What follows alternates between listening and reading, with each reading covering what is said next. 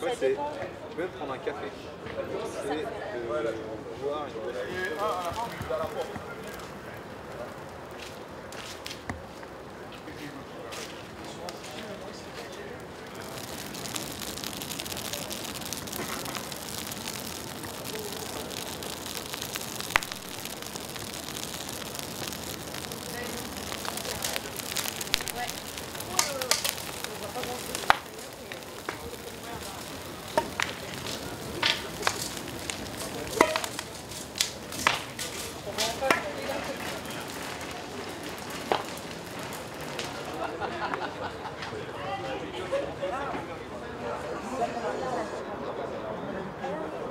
Bonjour monsieur, est-ce que vous pouvez vous présenter s'il vous plaît? Tout à fait, monsieur Boyer, BOYER, Cédric, responsable local Force ouvrière pénitentiaire sur l'établissement de Fresnes. Alors pourquoi, monsieur Boyer, êtes-vous là ce soir? On a vu ce matin plusieurs blocages dans des prisons de France. Vous bloquez apparemment les accès de la prison de Fresnes ce soir. Quelles sont vos revendications? Donc, si on est là ce soir, c'est pour dénoncer nos conditions de travail. Si on est là ce soir, c'est pour dénoncer l'insécurité qui règne actuellement au sein de nos détentions. Donc, comme vous savez, on est en état d'urgence, mais l'état d'urgence s'arrête au pas de la porte de la prison. Donc, à l'heure actuelle, on a ras-le-bol. Donc, nous sommes constamment sollicités par l'administration. On a des cycles de travail qui sont exorbitants, on est sans cesse rappelé, donc ça génère du stress, ça génère le manque d'inattention, ça génère de l'agacement. Donc voilà, aujourd'hui on n'a pas les moyens à notre disposition pour travailler de manière convenable en détention. Alors, vous parliez d'insécurité, c'est une insécurité, je dirais, générale ou de l'insécurité liée particulièrement au terrorisme? Il y a de tout, il y a le terrorisme également, parce qu'il ne faut pas oublier les derniers événements qui se sont déroulés, notamment sur Oni. Il y a eu aussi à Montpellier, il y a eu un détenu qui avait commandité une tentative d'assassinat sur un collègue de l'administration pénitentiaire. Donc à l'heure où on se parle, nos conditions de sécurité à l'intérieur ne sont pas garanties. Nous sommes au début de la mobilisation, vous prévoyez d'amplifier? Tout à fait, monsieur. On n'a aucune réponse de la part de notre ministre de la Justice. Donc au jour d'aujourd'hui, lui, il a apporté un rapport, un programme par rapport à l'enseignement individuel, mais il n'y a aucune réponse par rapport à la gestion des unités dédiées. Nous, ce qu'on réclame, c'est des établissements spécifiques pour ces profils détenus radicalisés. Ce qu'on réclame, c'est des moyens adaptés aussi pour ce genre de détenus. Donc, comme vous savez, ils sont là pour faire la guerre. Donc nous, à part notre sifflet, on n'a aucun moyen pour nous défendre au sein de la détention. Donc on va parler d'armes non létales. Oui, on réclame des armes non létales au sein de nos détentions avec des formations adéquates pour l'usage et la gestion de ces moyens qu'on réclame pour travailler. D'accord, alors ici ce soir, vous prévoyez de bloquer pendant combien de temps? Il n'y a pas de... Il y a les retours apparemment de... Tout à fait, donc les retours d'extraction ou les dépôts, donc nous on va leur bloquer l'accès. Donc comme vous avez vu, c'est l'opération Nuit debout à Fresnes. Donc Nuit debout, voilà, on est là jusqu'à très tard dans la nuit. Si on peut être là jusqu'à demain matin, on sera là jusqu'à demain matin. Donc, vous craignez d'être évacué par un de vos collègues me disant que vous craignez une évacuation, en tout cas à tout le moins d'être un peu bousculé par les gens? On verra comment ça va se dérouler. De toute façon, nous on n'a rien contre les forces de l'ordre parce qu'eux aussi sont concernés, sont confrontés au même sujet que nous. Donc je sais pertinemment qu'ils font leur travail, mais au fond, je sais qu'ils nous soutiennent également dans nos actions. Merci beaucoup.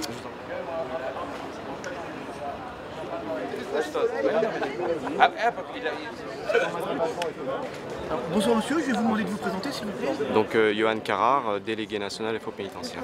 Alors où en est votre mouvement de contestation? Avez-vous des retours des autorités, de la chancellerie, du ministère de la Justice? Qu'est-ce que l'on vous dit sur vos revendications aujourd'hui? Très concrètement, on a pu voir notamment par les annonces du garde des Sceaux ce matin sur le plan de loi de finances que nous ne sommes pas du tout entendus dans nos revendications. Notamment, le garde des Sceaux était venu il y a quelques jours sur le domaine annoncer des milliards justement pour la pénitentiaire. On se voit qu'on est bien en deçà, on parle de quelques millions, juste notamment par rapport à la sécurité des personnels. Il faut quand même rappeler 4000 agressions en 2015, on va frôler les 5000 en 2016, une surpopulation qui explose, 70 000 détenus pour 58 000 places. On voit que les prisons sont au bord de l'agonie, au bord de l'explosion. On voit des mutineries, des prises d'otages multiples, notamment sur Valence, sur Poitiers, un attentat sur Osny il y a encore quelques jours. Donc effectivement, les personnels sont à bout et il est vraiment temps que les choses changent. Quelle est l'ampleur de la mobilisation de vos collègues? On voit ici apparemment il n'y a que FO. Est-ce que la mobilisation est plus forte que ce que nous voyons aujourd'hui? Peut-être à peu près 30-35, peut-être un petit peu plus, mais voilà, est-ce qu'il y a un mouvement de fond important des surveillants pénitentiaires pour faire valoir les revendications que vous exposez au gouvernement? Alors très concrètement, depuis ce matin, pratiquement tous les établissements pénitentiaires ont fait un débrayage le matin avant la prise de service et on a vu qu'effectivement bon nombre d'établissements ont été bloqués, regroupant à peu près 3000 personnels. Donc effectivement, malgré le fait que nous avions lancé ce mouvement assez tardivement, la mobilisation a quand même été assez forte et nous demandons effectivement à ce que tout le monde soit solidaire. On nous demande une unité syndicale justement par rapport à toutes ces revendications. Elle commence à naître effectivement. Donc, un mouvement en progression ou stagnation? Qui va être certainement en progression parce qu'effectivement quand on regarde un peu l'état des prisons qui est désastreux, les autres organisations professionnelles vont se joindre effectivement. Que pouvez-vous faire dans l'action, en plus des blocages que nous constatons aujourd'hui ou ce matin, à l'intérieur même des centrales? Que pouvez-vous faire? Est-ce que vous avez des moyens d'action qui sont déjà prévus? Très concrètement, on est quand même force de l'ordre. Voilà, on est assujetti à une interdiction de grève. Donc effectivement, quand nous manifestons, quand nous bloquons des établissements, qui est aussi interdit aussi par la loi par ce geste, nous venons tout le temps sur nos temps de repos, sur nos vacances, etc. parce que nous n'avons pas la possibilité de manifester réellement et de faire des débrayages au sein des établissements pénitentiaires. Qui vous soutient aujourd'hui parmi les politiques? Vous avez des candidats, par exemple, à l'élection présidentielle, qui vous ont apporté un soutien direct ou indirect? On les entend peu quand même s'exprimer sur ce sujet. Alors, on entend peu les politiques, effectivement, parce qu'on est quand même assez habitué à beaucoup d'annonces et malheureusement peu d'actes. Ça a été pour tous les gouvernements successifs et tous les gardes des Sceaux, qu'ils soient de droite, de gauche. À chaque fois, c'était la même chose. Effectivement, on a vu que la pénitentiaire était la grande malade et malheureusement, on promet des choses mais rien n'arrive et on a laissé pourrir nos établissements pénitentiaires et accroître la dangerosité et l'insécurité dans nos structures. Quel est aujourd'hui le plus grand danger à l'intérieur des prisons? Je dirais le risque habituel de détenus dangereux ou le djihadisme? On en parle beaucoup, hein, malgré tout, on parle beaucoup de personnes radicalisées. Qu'est-ce que vos personnels rencontrent aujourd'hui comme être les plus grands dangers à l'intérieur des prisons? Très concrètement, la violence a toujours malheureusement existé en prison. Effectivement, que ce soit des radicaux ou non, la violence est la même. On peut avoir des violences exacerbées de la part de détenus de droit commun comme des radicalisés. Nous, ce que nous défendons notamment, c'est un projet de classification des établissements où il faut non plus mélanger tout type de profil de détenus dans des établissements pénitentiaires, mais bien créer des structures indépendantes en fonction des profils de détenus avec des mesures de sécurité adaptées. C'est-à-dire qu'il y aurait des structures en renforcement sécuritaire énormes justement par rapport aux problèmes de radicalisation, etc. Et notamment ces radicalisés pourraient être du coup sortis des prisons. Et des mesures sécuritaires un peu moins justement pour les détenus, on va dire, qui se tiennent un peu plus correctement. Et nous, c'est le projet que nous portons, notamment auprès du ministre, qui malheureusement reste sans oreille attentive. Vous estimez être suffisamment formé pour avoir face à vous une population, je dirais, pénitentiaire? On en revient au djihadisme radicalisé, qui n'existait pas peut-être il y a quelques années. Est-ce que votre formation suffit pour faire face à ces gens? Très concrètement, on a quand même une formation qui touche un peu sur tous les domaines, mais malheureusement qui n'est pas approfondie. Je parle notamment sur le problème de la radicalisation. Effectivement, nous avons une petite formation, mais nous ne sommes pas des psychologues. Nous pouvons détecter certaines choses, mais nous ne rentrons pas non plus dans les cerveaux des détenus, malheureusement. Après, effectivement, sur le plan de la formation, ce qu'il faut savoir, c'est que nous faisons quand même un travail d'humain à humain. Et en plus des cours théoriques, il nous faut bien sûr beaucoup de pratique. Et ça, cette formation est donc une formation continue tout au long de la carrière.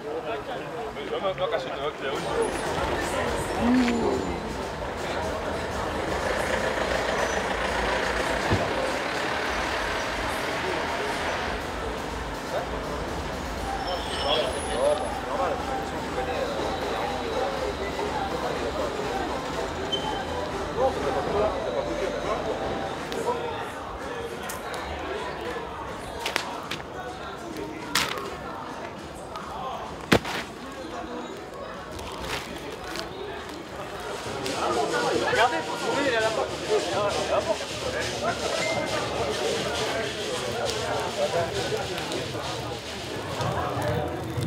Tu as faim? Nous aussi, on n'a pas pris le dessert.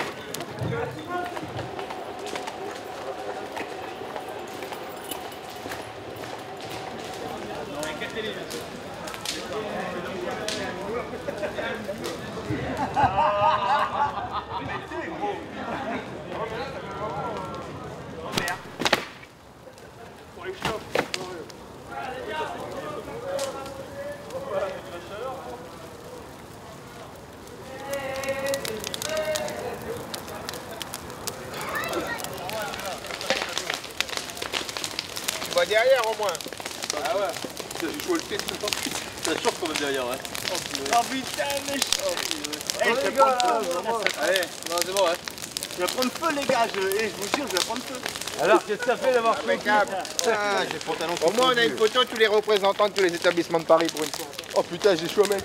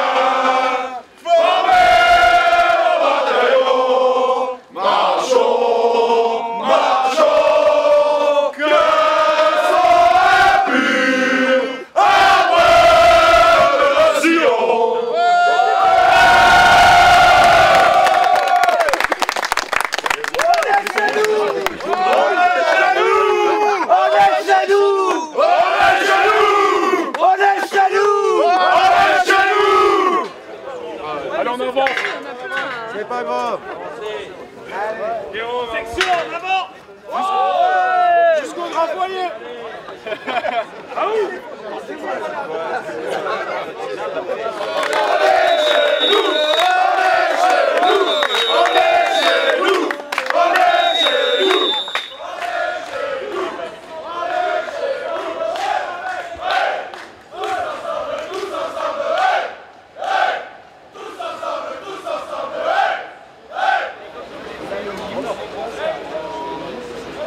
Est-ce que vous êtes là? Ouais! Aujourd'hui, c'est l'insécurité qui règne. C'est les détenus qui tiennent nos prisons. Où est notre autorité? On nous l'a sapé. C'est nos politiques qui disent que les surveillants n'ont plus droit dans nos détentions. Aujourd'hui, on vient la récupérer. Ouais! En face, faut pas oublier, on a des collègues.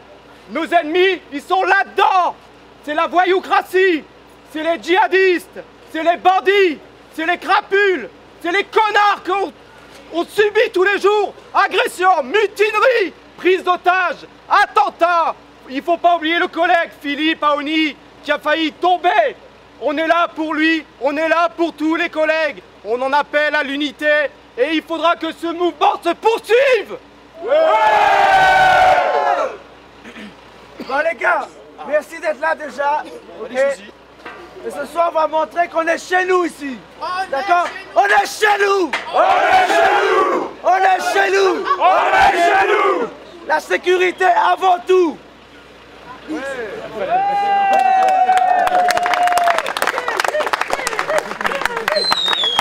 On est chez nous! On est chez nous! On est chez nous! On est chez nous! On est surveillants! On est surveillants! On est fiers d'être surveillants! Et on est fiers d'être surveillants! On fait de la sécurité! On fait de la sécurité!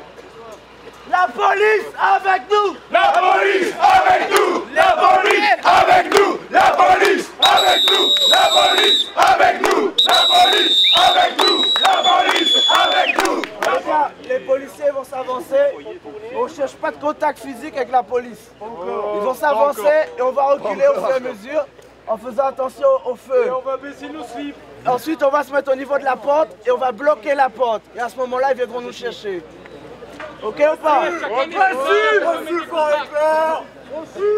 Reçu. Aouh! Aouh! Aouh! Aouh! Ouais! Obéissance à la loi. Dispersez-vous.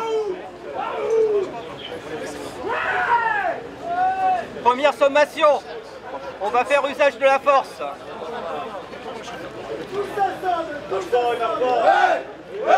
Obéissance à la loi. Dispersez-vous. Première sommation. On va faire usage de la force. Deuxième sommation, on va faire usage de la force.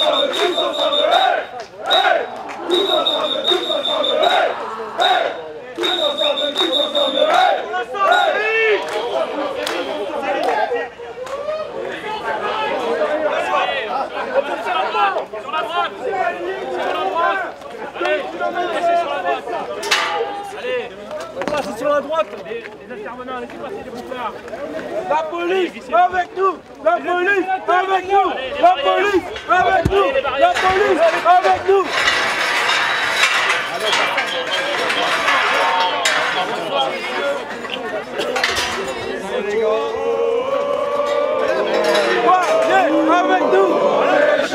Attention! On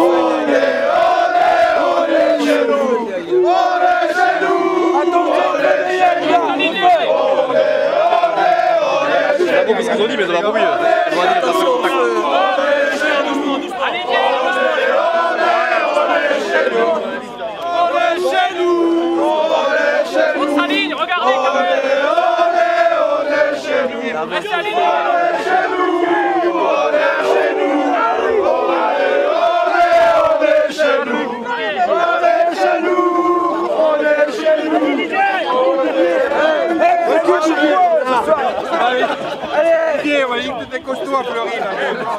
Oh, on a mangé que des merguez, hein, oh. Elles sont où les gars du QD là?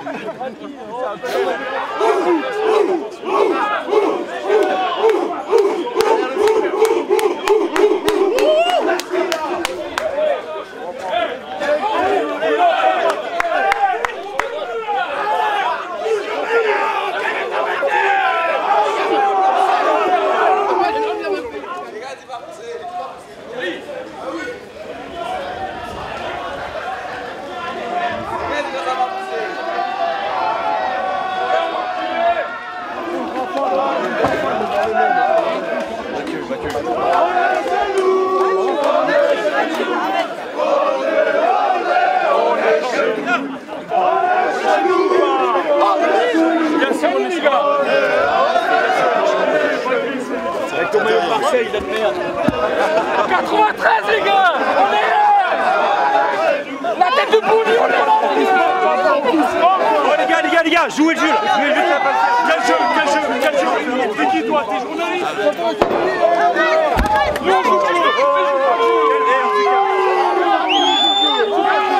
Les gars.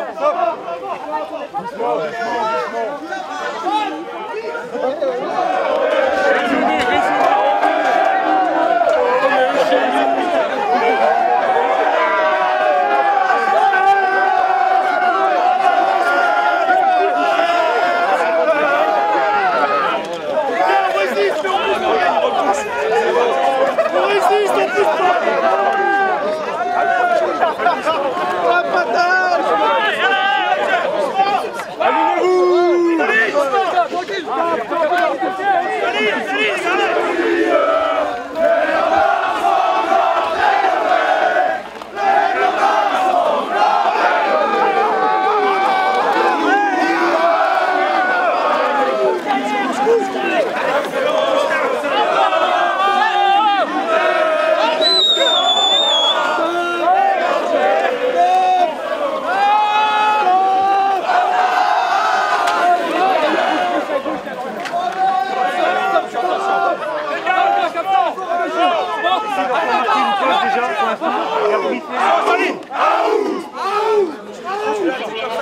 Jean-Pierre, ça fait 3 fois que je ramasse.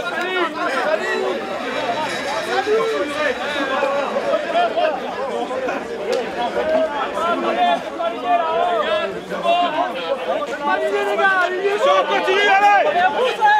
Allez, fais ça! Attends!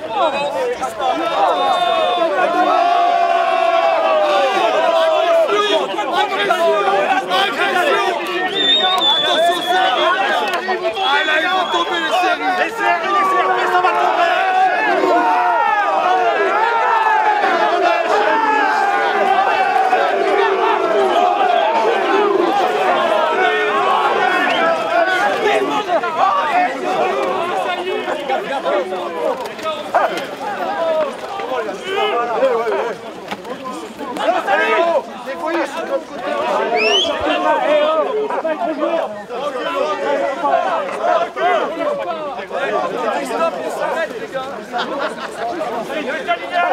C'est rigolo qu'il y avait les mêmes baladeuses, hein. Allez! Pas gentil, ça. Position sur le milieu, là-bas, sur la tête!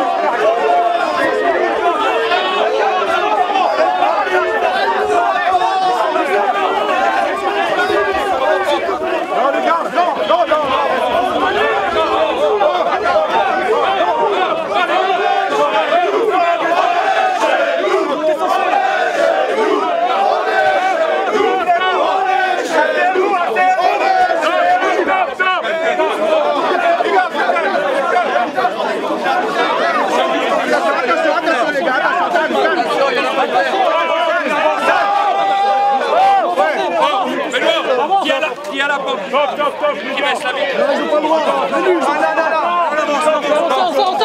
C'est pas fait comme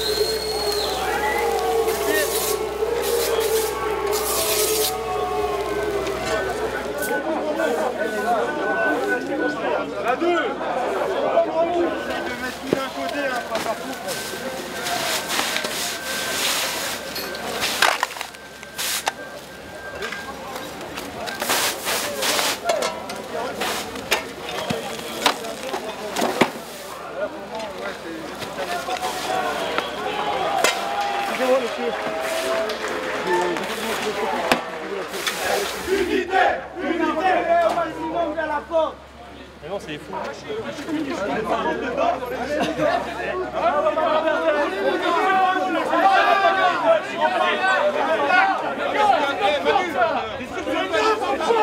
C'est nous, on va.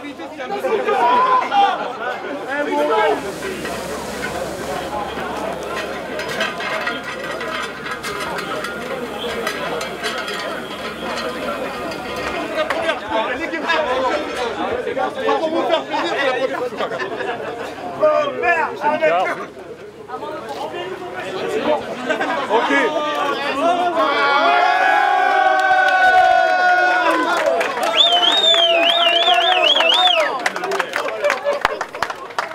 Madame, c'est bon porter. Ah, c'est bon porter. Ouais, c'est ça,